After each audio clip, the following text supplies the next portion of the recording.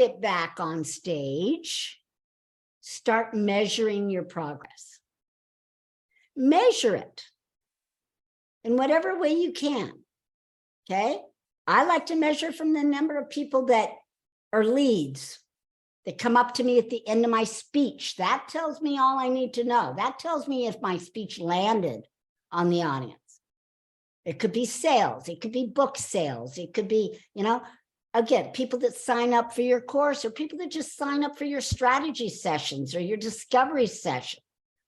People that signed up and took your little free article or free course or free something, freebie.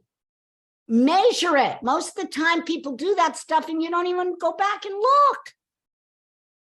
Was it 10 people? Was it 20 people that signed up for your email list? Did you get 3 leads or did you get 5 leads? Go back and look. Make a spreadsheet, chart it out. Take a look, put the date of the speech and look and see what your results were. It'll make you excited.